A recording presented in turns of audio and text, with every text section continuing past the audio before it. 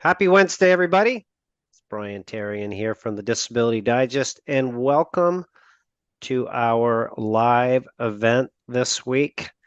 We are going to discuss how age and your geographic location impact your Social Security disability benefits. So we're going to kind of take it all the way from the beginning for those that are young, 30, 40s, all the way up to what you can expect when you reach full retirement age. And we're going to look at both sides. So that's what we have on tap for today. And with me today is Mr. Philip Price, advocate here at the Disability Digest, formerly a carpenter for 25 something years or so, right, Philip? Got approved on your own. Blessed to Yes. have you here helping members, taking questions, answering questions. Good to have you Hello, from everybody. from downtown Austin, Texas. And then Jam was back with us. Jam has been advocating for our members here for over a year, formerly worked for United Healthcare, background in nutrition, dietetics, and just has a wonderful professional mannerism about her. If you have the pleasure to get on the phone with her, you'll get to enjoy it. So thanks for being with us today, Jim.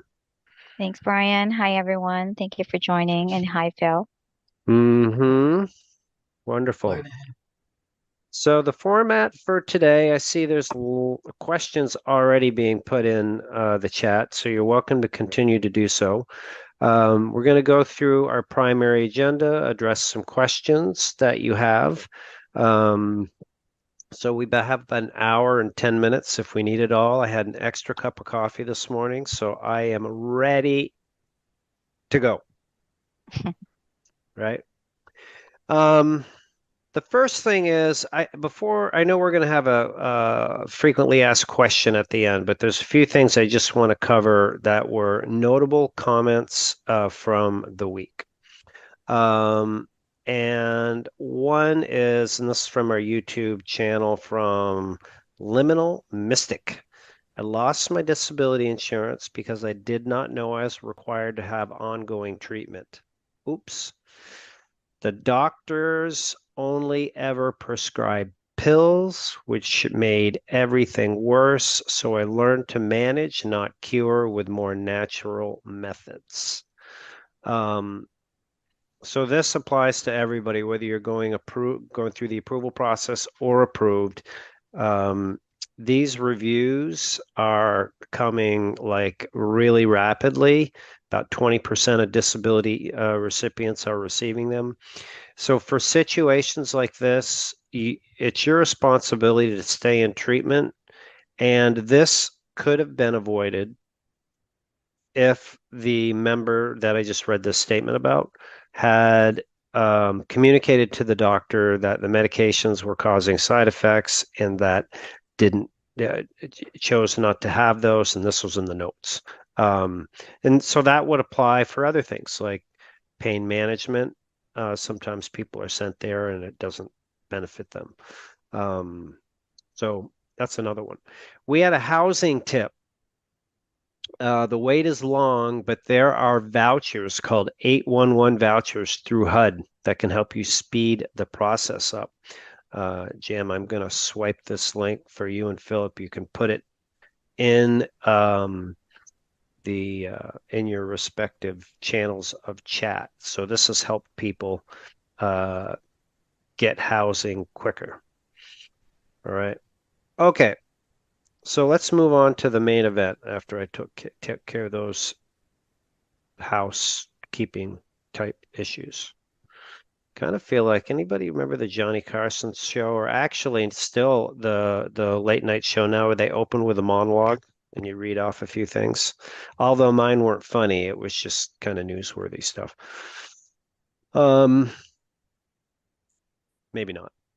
Anyway, the common questions that were asked about age and locations are more commonly about age, like I have XYZ conditions. I'm this age do you think I can get approved?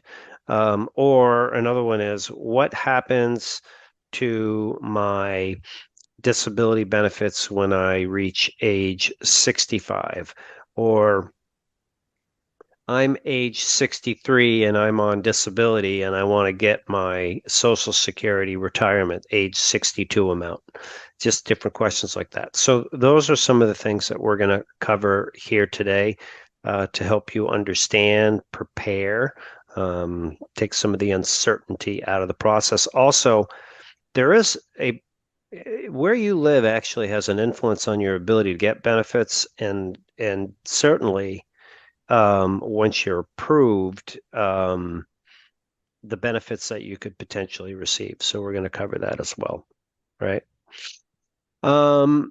So first, let's talk about the approval process. And if you're approved listening to this, this age kind of nuance could impact you in the event of a continuing disability review.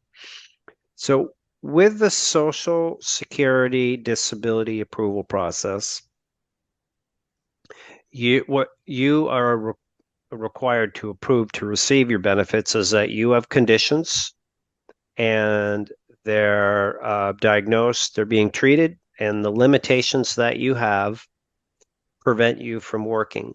So the last piece, prevent you from working, has an age component to it.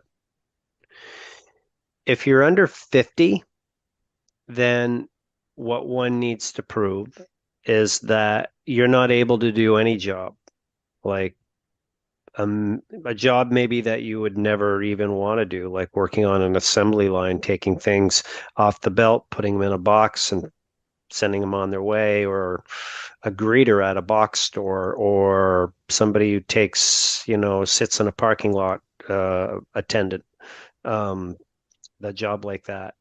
So any job in the U.S. economy, they even have jobs like nut sorters on the list for Social Security. It's a totally outdated list.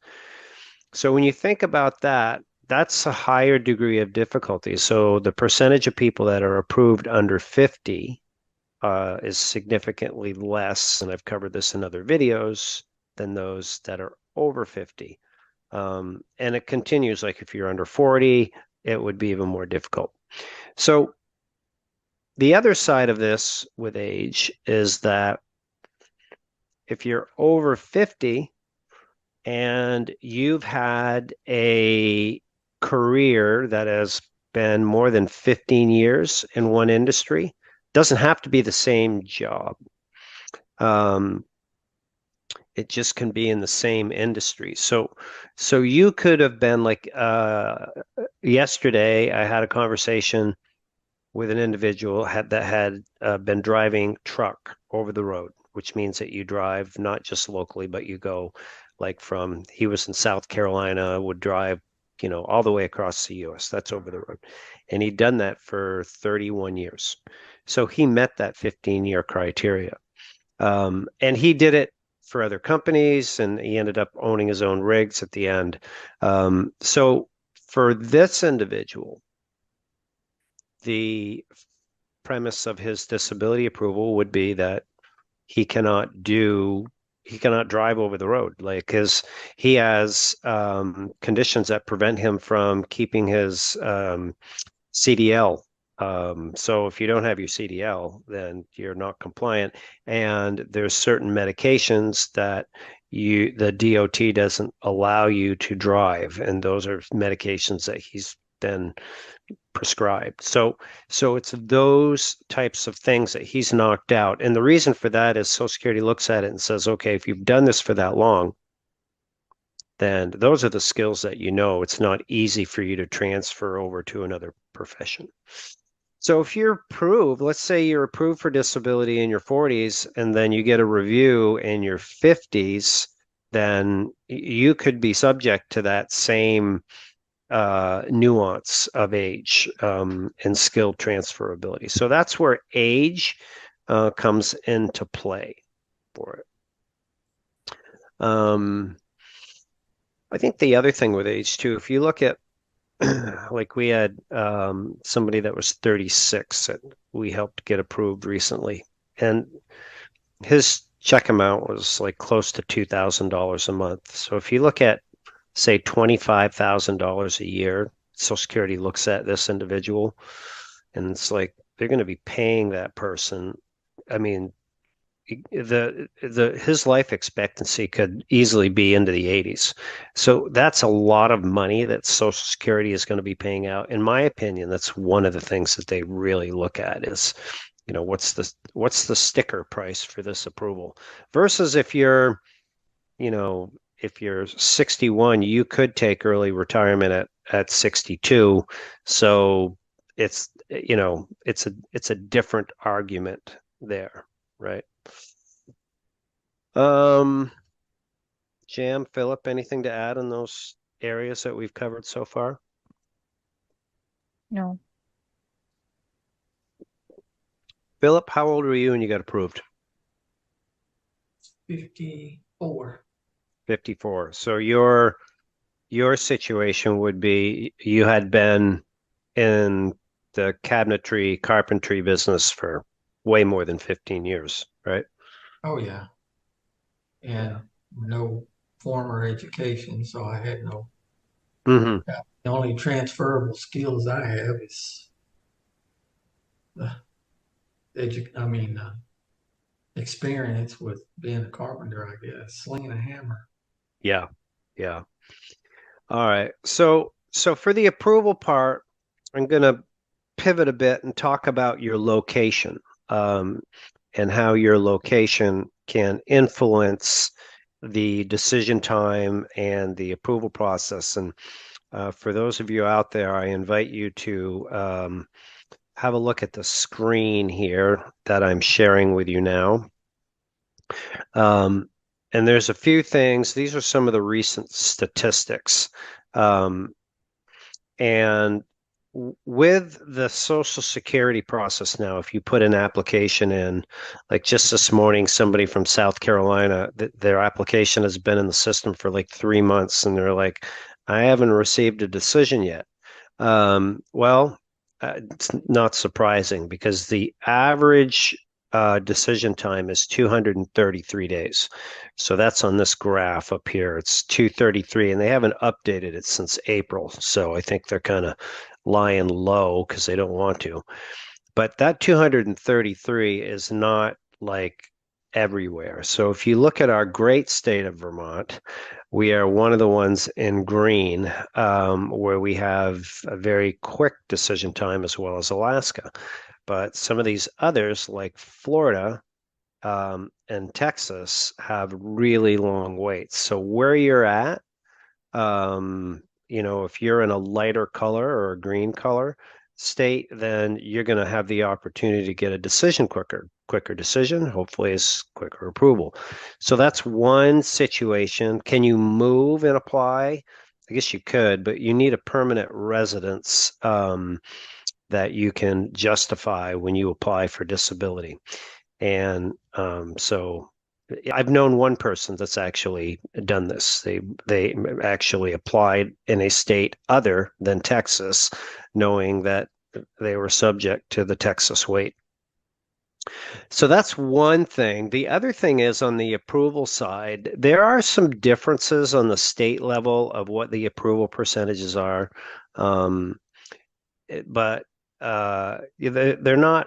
they're not radical differences. Where there's some annoying differences, in my opinion, is if you unfortunately have to go to a hearing in front of an administrative law judge.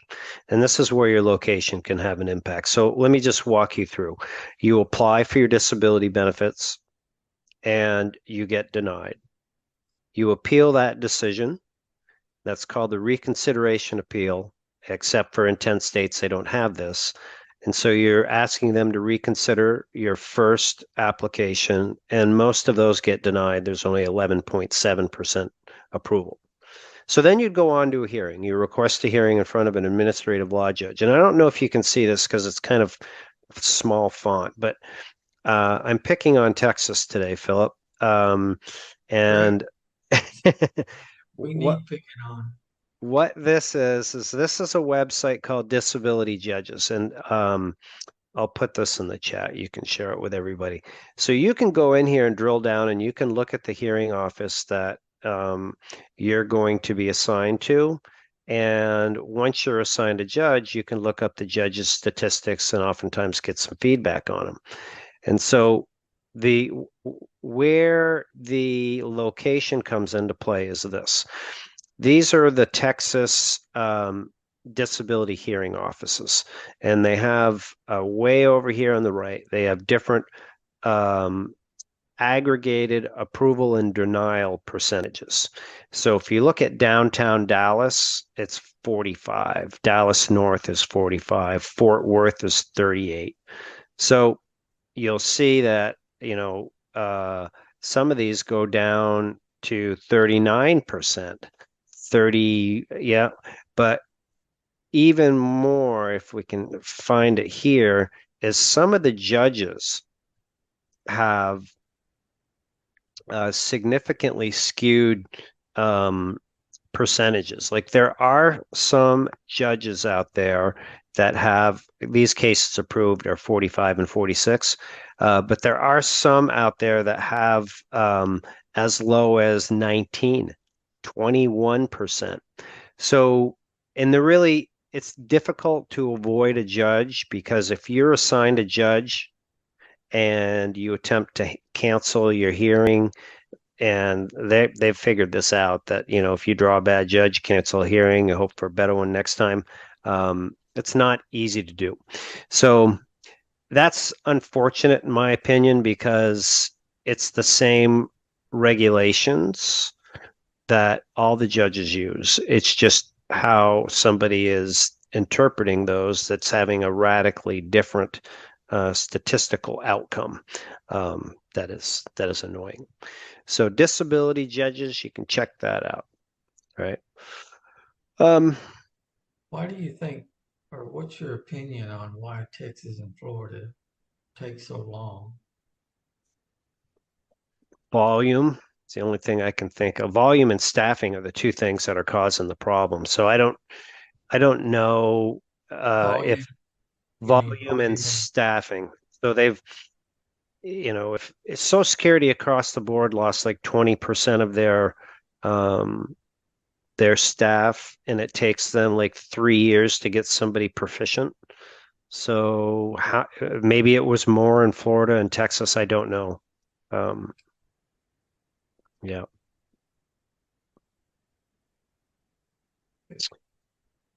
All right. So let's talk about bouncing around a little bit here. One of the questions is what happens to my Social Security disability check when I reach full retirement age, which 65 or it's different for other people. And the only thing that happens that's different is your status changes from being a disability recipient to just a full retirement age. FRA is what they call it. So that's from the financial amount. So your check amount, once you're on disability, we've had people that have said, well, can I go back and get my, now that I'm 63 and I'm on disability, can I go and collect my age 62 amount? So the age 62 amount is usually about 40% less than your disability amount, and your disability amount is comparable within like 1 or 2% of your full retirement amount.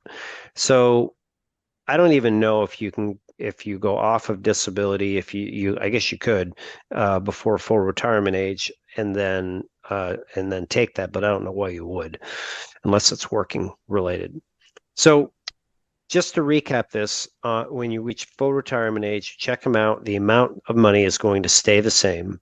It's just your status changes.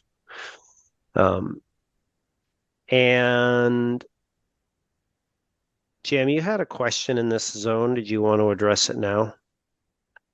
Yeah, so a member yesterday asked me, he is 64 years old, and Hmm. his question was, if he reaches full retirement age, he wants to transition from disability benefits and start receiving full retirement age benefits at the age of 60. Right, And this is because he intends to withdraw money from his 401k. right. So that would be the answer that I just pointed out, that there isn't just a natural process where you go to full retirement age. So he would be able to do that. You actually could do it now. It doesn't have to wait until full retirement. Oh, maybe there's tax implications on his 401k, and I'm not a tax guy, so I would know that. Um, But yeah, he is already on disability, Brian, and he wants to mhm. get off disability at the age of, let's say 67, if I recall correctly. And he wants to receive his full retirement age at the age of 70.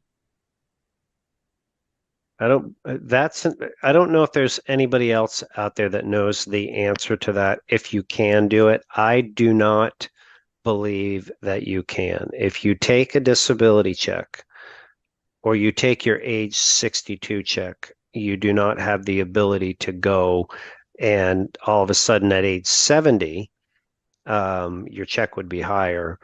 You don't have the ability to do that. So that would be, let's use Philip. So Philip has a check of X amount of dollars. And when you reach 70, you're like, hey, you know what? I want my age 70 amount. The, my, I have not known anybody that's been able to do that. So the answer, I am 96% certain that he's gonna just stay on his same check amount, except for the cost of living increase, the 3.2% that's coming up.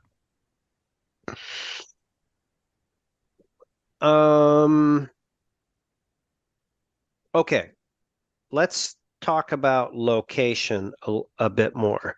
And with location, when you're approved for disability, it does have an influence on the benefits that you have access to.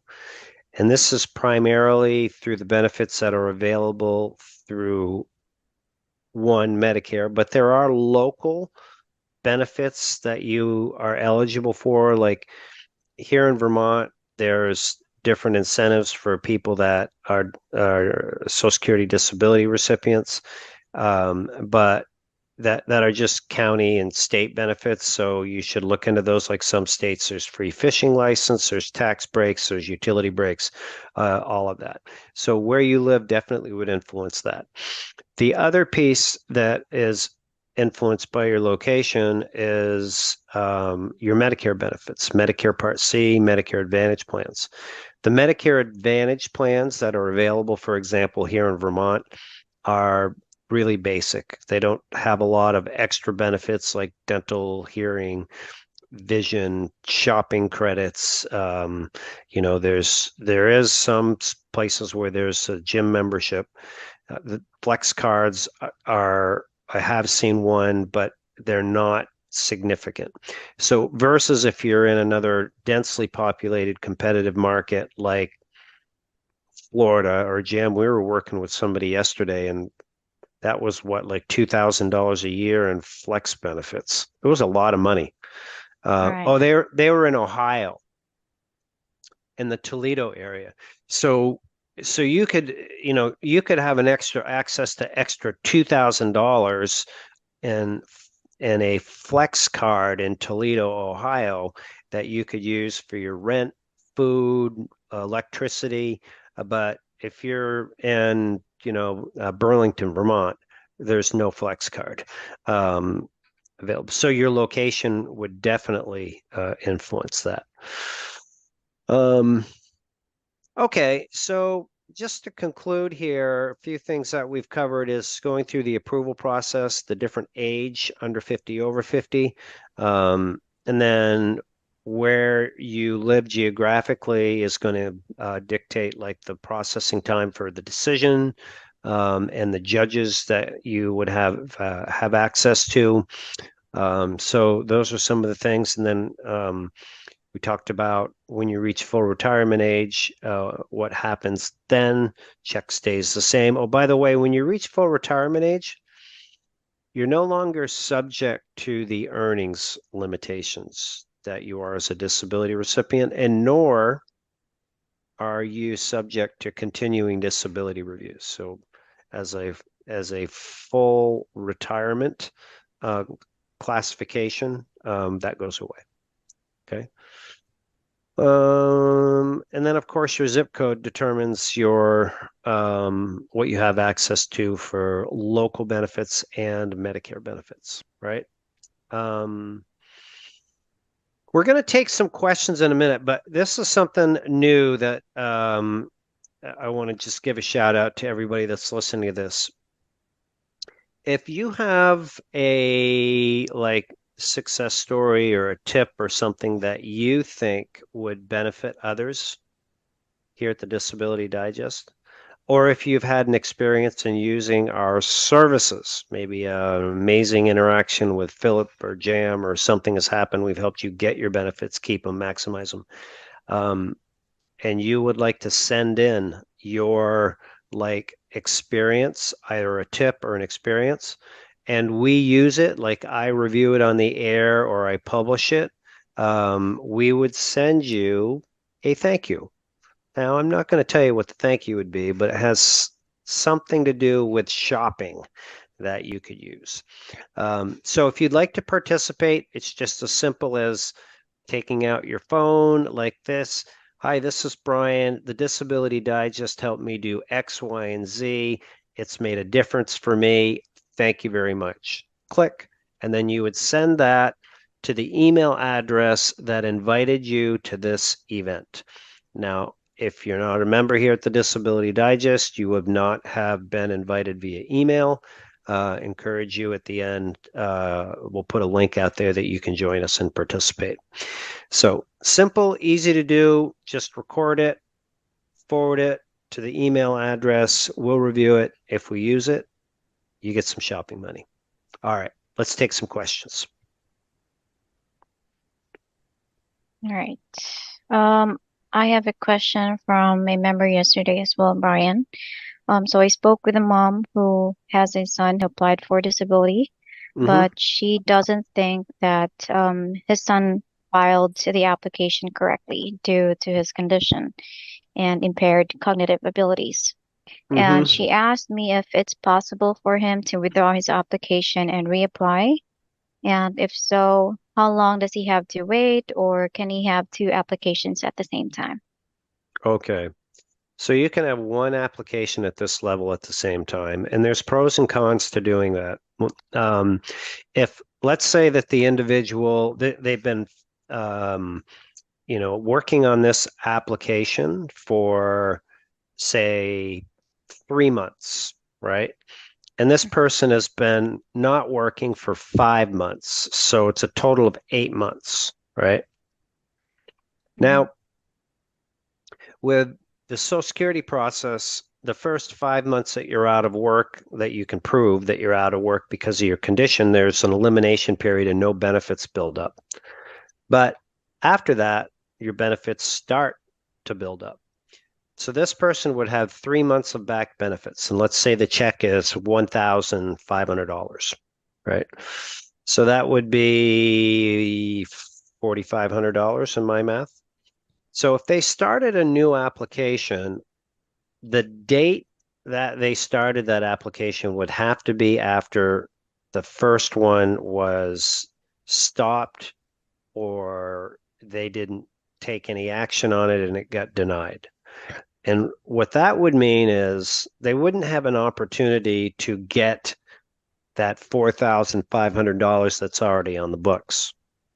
So you have to take that into consideration versus if people, believe it or not, you might find this hard to believe. People mess up their applications commonly. They don't know what to do. They take a guess. So it is something that you can correct with evidence and following the steps that we provide to go in and rectify that. And it is totally possible that the case could be corrected with the right evidence to prove that this person has been qualified, right? So I lean more towards correcting it. If this person is young, they're likely going to go to a hearing anyway, and there's lots of time to get evidence in the file. Mm-hmm. All right. Okay. Thank you, Brian. Mm-hmm. Mm-hmm. And this question is from Mike B. Okay. Age 65 from North Carolina. SSDI says 200 and plus days before decision. Is it time to reach to my U.S. Senate and Congressman or expect decision after FRA? When did he apply again? August 2023. No, because so August, so really September, October, and this is November, so this is 3 months. I mean, that's really that's kind of a card that you want to use at the right time, and it hasn't been the even close to the 200 and something days yet. So what you could be faced with is forcing them or asking them to make a decision on an incomplete case file. One, two is it's like unless even if you've got a critical situation, it's a total wait your turn type thing. So that's my opinion on that. I wouldn't do it now. It's too early. Okay, thank you. All right. So from live chat, here's a question from Joshua. I think I have TOS, and I believe medically that stands for thoracic outlet syndrome. I haven't been diagnosed with it, so my question is, if I do get diagnosed with TOS, can I apply for permanent disability while I'm on FMLA? So I'm going to go back. It's difficult to say. I'm going to go back to the three like pillars of the disability approval process. You have conditions that have been diagnosed, which this TOS is not yet. So once it's diagnosed, that's one thing. Then it needs to be treated. So has it been treated? Will it be treated? And then once those two are done, like what are the limitations? How is it preventing you from working? It seems to me like right now, based on the information that you've provided, it's early. And if you submit that right now to Social Security, it's just there isn't enough evidence for them to say that you would qualify. It's just my opinion based on the information provided. All right. And from Chris, I have a combination of mental and physical issues. What type of doctor will they send me to? Could send you to both. It would be, yeah. Mm-hmm. Yeah. Folks, a lot of people get freaked out or intimidated by these independent medical exams. And if you're prepared for it and understand how to use it to your advantage that we teach you to do, they actually can be helpful for you. So it's just a thought. All right. Okay. And here's one from Nick. Hello, I have multiple questions, but for now, I'll try to keep it simple. I'm currently receiving my SSDI benefits, but have some concerns. Is there a number is it a number of an attorney or anyone else I can call? Depends what your concerns are. Why don't you see if you can put one out here? And you're pretty anonymous. All we know is your first name, right? So, and that's why we're here. I'd be glad to help you. And if you're a member at the Disability Digest, like you've received an invite to this event from the address, you can reply to that with a question. All right. Do you have questions, Phil? Okay. Got an anonymous member here also. Says, I applied for disability a year into my health issues and was denied. When I applied, I didn't have all my medical records from that year yet. and so they weren't submitted. I applied last year in July and got a lawyer. My lawyer keeps telling me to only send her stuff, medical records from July until now, and not the medical records I missed, including when I first applied. Does this seem right? I mean, it's difficult for me to comment on how somebody else practices to get cases approved. I'm just really just speculating that they are looking for current relevant evidence, which is really of value because you didn't get approved the first round. So I'm not answering your question. I really don't know if there is one based on, what you've shared with me, other than if you've got somebody good on your team, which hopefully you do, then you have to just place some trust in them. That's one of the things I see is, I've seen this. People ask you to do work for them, whether it's helping them get approved or they're already approved on the healthcare side. And then they want to have all of this input and influence the process. And I struggle with that. I mean, if you're going to hire somebody to do it, find somebody that you trust and let them do it and make sure that they're doing the steps that need to be done. And that's what we teach you at the Disability Digest, but don't try to do the steps for them. That's just my take. Can a Right. therapist fill out a functional capacity form? Does she need to fill out release of information forms for every single place I've been at before to bring, wait, that don't make sense. No. I've been before to bring it up on the form from talking about treatment history. I don't understand that. So I think I can take a stab at this. The purpose of a residual functional capacity report or doctor's support form is for the doctor to confirm that you're being treated just simply by dates. And then what their opinion is on your limitations. So if they're physical, your ability to sit, stand, bend, stoop, lift, walk, those types of things. And then also their opinion on how many days in a month you would not be able to work. So if it's a residual functional capacity forms that we understand that Social Security recognizes and that we use here and that are in our course, then no, it's just like 7 to 9 minutes for them to fill it out and you're done.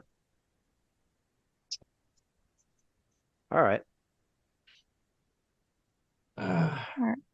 Do you have Go another ahead. one, Phil?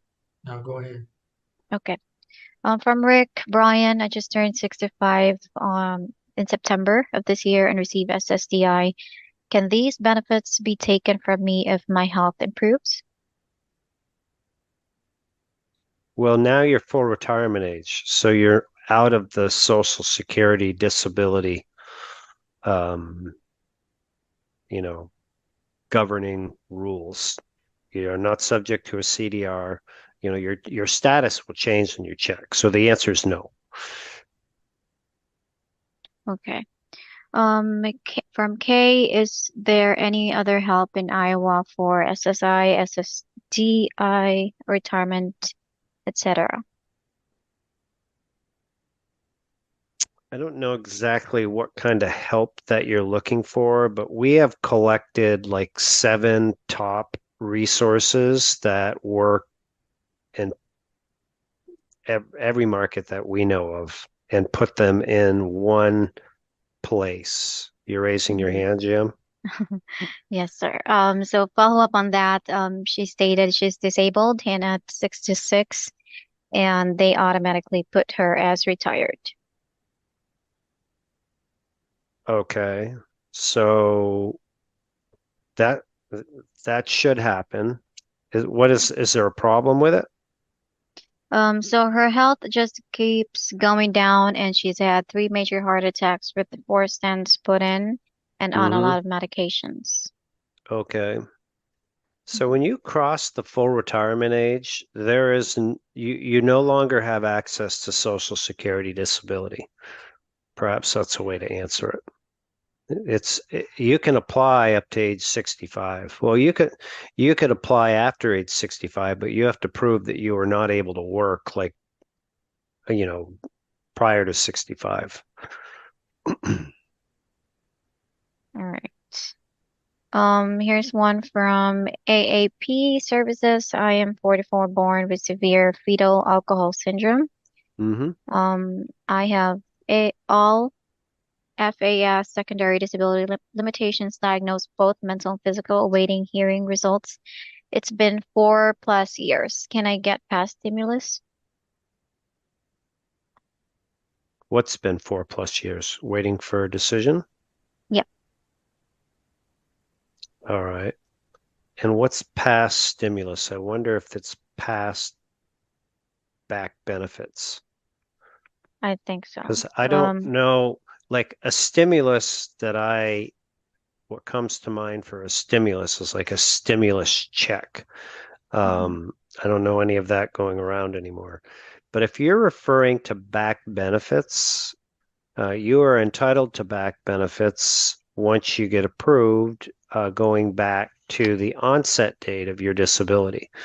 So you would or should, or hopefully you do, get over 4 years. Let's say it's $20,000 a year of benefits. You could be getting $60,000, at the time of your approval. Hopefully you do, and that's just a general estimate. It's based on your check amount and your onset date. So I'm not saying this is what you're going to get. Just an example.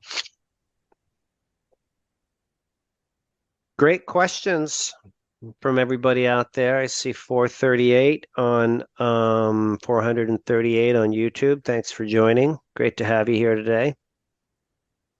All right, from Rick. Brian, I just turned 65. Oh, sorry, that's the same question. All right, everyone, I kindly request that you refrain from sending the same questions multiple times. We're doing our best to accommodate everyone's questions. Thank you. They're testing you, Jim. They're seeing if you're on your game today. All right, here's one from Christiana Clay. Hello, I received a letter saying that I have been approved for medical coverage through the MO HealthNet for the aged, blind, and disabled. I am 35. Do you think I will be approved for my disability? Based on the limited information, I just don't know. There's a lot of variables.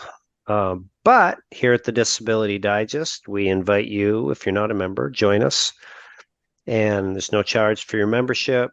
You get access to a disability approval course. You get resources and people to talk to that will help you understand if you do possibly qualify. But in order to do that, I mean, we need to review like your whole like medical history, ideally head to toe, like what's going on and how long it's been going on and medications you take. So there's more to it to give it some accuracy. Yeah, if I remember correctly, she is a member. Okay. Well, that's good memory. Before the next one, I just want to give a shout out to a good idea that was brought up. And this is from Michelle. She writes, so happy to popped onto your site, waiting to get disability. And for my juice, I figured out that, after I spent 35 years working as an RN, that I just couldn't do anything anymore. So I've found peace in volunteering at the Humane Society. And I highly recommend this for people, especially for those who like pets but think it's too much to have a pet.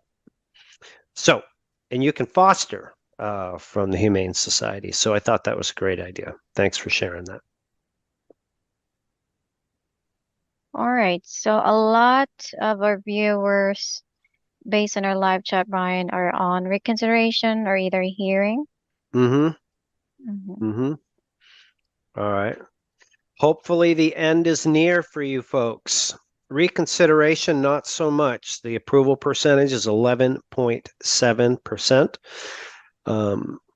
So Yeah, especially Katie who's watching. Good luck on your telephone hearing.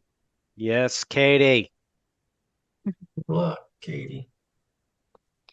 All right. I received a call from Social Security 2 months ago. My caseworker calling from Baltimore because Florida has backlogs. She is working on my medical. I'm at 90% um on Social Security and 90% on SSDI, age 57. Mm-hmm. Statement. Statement. Yeah. All Well, right. at Here's least they're trying to loosen up the backlog in Florida.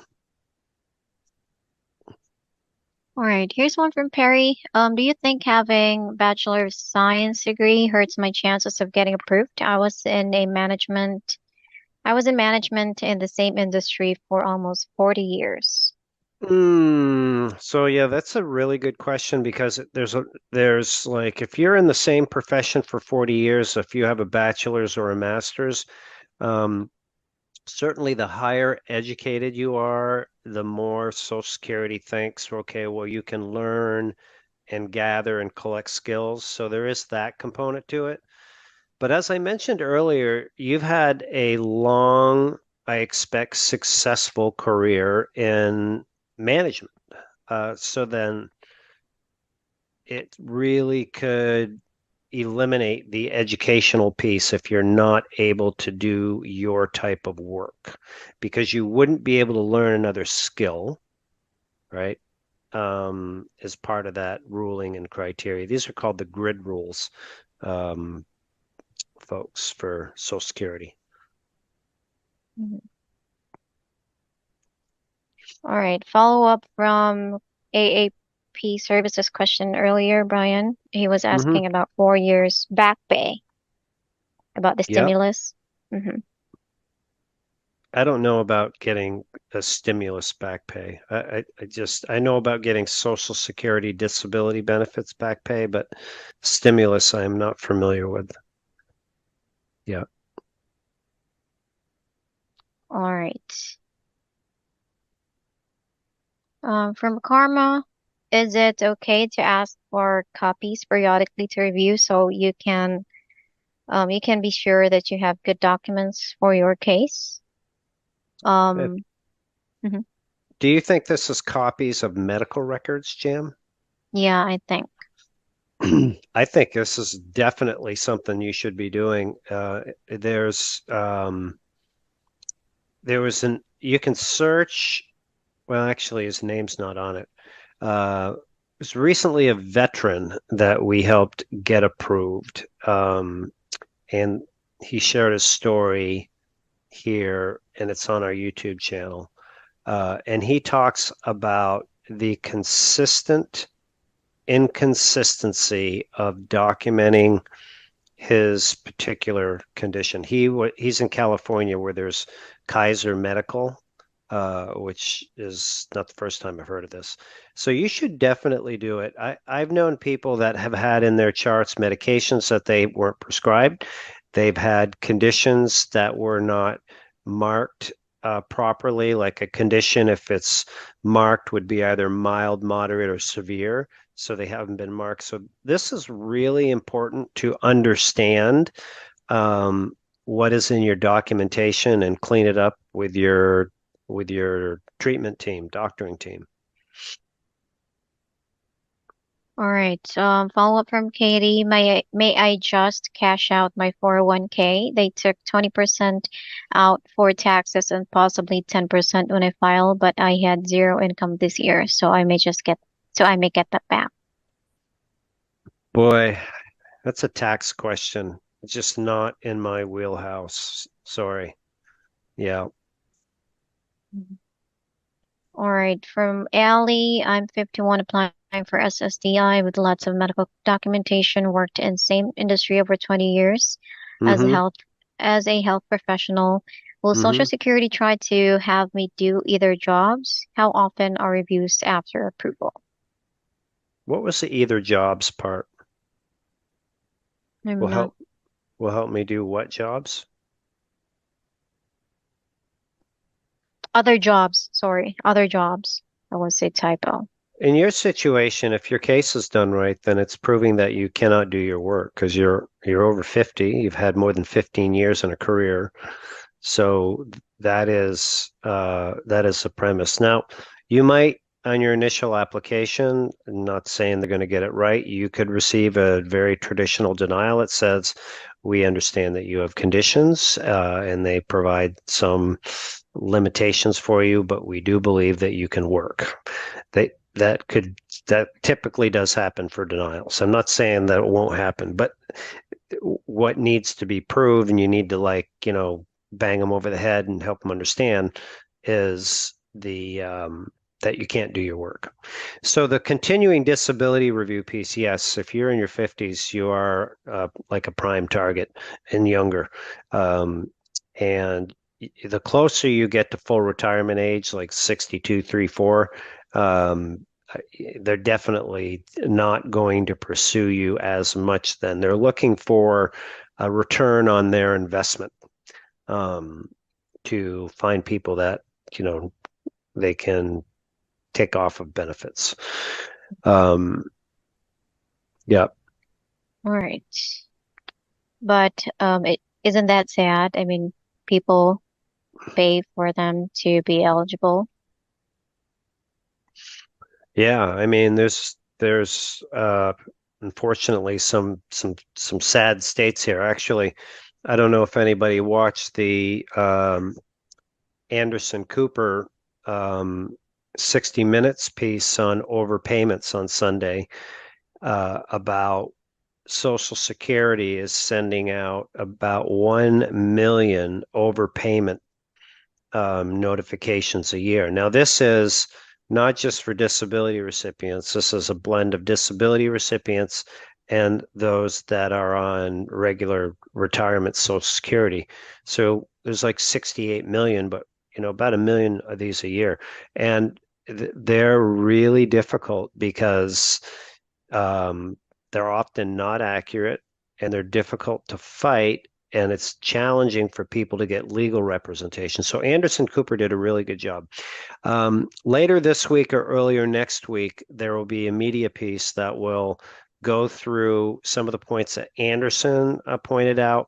And then also, we've had our industry expert, James Mitchell Brown, that has been here and spoken on overpayments. So they're going to blend those two together and help you folks, hopefully. I mean, I don't know about anybody else out there, but I definitely don't like to lose money. And if you're losing your entire income stream because of some bogus, acquisition from Social Security, it's just got to be beyond annoying. That's my Right. rant. Here's a concern from, oh, sorry, Bill, were you gonna say something? Here from Mary. I just got a call to schedule 2 appointments for exams. They said one was general, X-ray, and psychiatric eval. Mhm. Has anyone else had these? What can I expect? I'm so scared because I hate driving in downtown of the city. Mm, mm. Yeah, so 72% of the applicants are sent for an independent medical exam. Yours is different because they're actually sending you for imaging or scans. Um, and my first suggestion is to just take a deep breath and understand that this is part of the process and it could be a really good thing for you. Um, Here at the Disability Digest, if you are a member and have spoken with one of our advocates and are have been assigned the disability approval course, then in section 3 of that, you will find like the 7 things to do to go to that exam. If you are not a member here, then you're in the Facebook group, then Philip will put a link, or somehow you can find us. There's no charge for the membership, no charge for the course, and it gives you all the answers. So I definitely do that, and make sure you follow those steps, and maximize it. Use it to your advantage. All right. Here's one from Kathy, more of like a concern. It's been 2 years in Florida, and they say they sent me paperwork and I have not received anything. Well, 2 years is beyond 233 days. I'd start doing some digging for sure. So you're at 700 and whatever days. So one is, I mean, I'd call you out if you haven't. You should have been on this a long time ago. And anybody else out there, I mean, understand the expectations and what's realistic, and then act accordingly if you're going to take this, want to get your benefits. Because I mean, your case could have been denied. You could have missed. You have no idea what's going on. So call into your local office, find out what's going on. If you have a caseworker that you can contact, great. If you have a disability representative, they could or should do this for you to get your case status. The other thought on this is to log into your MySSA account. I don't know where you're getting your info for 2 years, but your case is tracked in there, and they actually track it pretty accurately. Jam, I just want to go back to or maybe it was Philip, the question about the independent medical exams. I do want to give you one of the tips out of the ones that we have in the list, which is to don't go in there alone. Bring an advocate with you. And in that section of the course, it'll really drill down on what the advocate's responsibility is and what they do. But the short answer is that they're going to basically take notes and make sure that you don't miss anything. And also it will hold the examiner or examiners accountable for doing their work. So if you go in there alone and then the examiner says, well, I did a thorough exam, I did all of this for 25 minutes, and they actually didn't, then, and this happens, I mean, then it's tough. There's, it's your word against theirs. So that's one of the tips. We have about 4 or 5 more minutes here, so we'll take one, maybe 2 more questions. All right. From Rick, I was approved in 2021, backdated to 18, and I was 49 and a 30-year electrician at the time. I was approved with a 1-year review, and to date, none was done yet. I am 54 and do regular treatments, operations, etc. What is going reviews, and does my age, 49 backdated, affect me? No, I think you definitely should be in the review zone with your age. It's there is the consistency of people getting them, consistent with their award letter. I don't have a real good feel for that being like at 3 years, here it is. I don't get that. So from Attorney James Mitchell Brown, the one thing that I've understood about these reviews is that local offices are mandated to put out a certain volume of them. So they are doing them, and we know that the 20% of the recipients about that are getting reviewed a year. So just keep doing what you're doing. Follow on our YouTube channel for reviews. If you type in the keyword CDR, then you'll come up with some segments of a comprehensive course that we have. There's 10 segments of the CDR course, like how to prepare and survive the course. If you're a member at the Disability Digest, you can get the entire course by just requesting it, either speaking to one of our advocates or just emailing a request in for the course, and we'll start it for you. And you get the full 10 segments, and hopefully you won't need it. But All all right. right, Brian, can we cover two more if that's okay?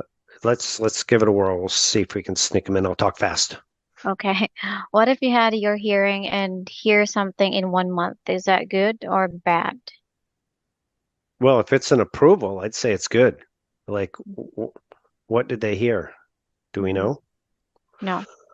From Becky, I was diagnosed with acute hemolytic anemia in 1989, and I have been able to work on and off since then.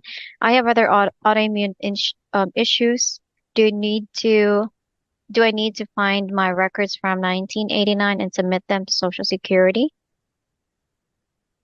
In my opinion, and how we work and get approved and cases approved is no. Social Security is going to be most interested in the last 24 months of medical records. And when you go through and apply for Social Security, you submit online, like you learn how to do this through our course, your doctors, your medications, your work history, and all of that. What we have found is the best practice is to let Social Security collect the medical records and make sure that they get all of the medical records from all the doctors that you listed for the time that you've been treated. And if they don't, then help them secure some of them. There are other people that do this work that say, okay, take your medical records and also bring them into Social Security. But that gives them the opportunity to mix and mingle and get them screwed up, and they get so many, records in the case file. So that, again, to keep it clean, just allow them to request them. If you're managing your own case, get in touch with a caseworker and just say, I want to confirm that you have medical records from these doctors. And if they don't have them all, then you can offer to assist. That would be my preference. All right, one more.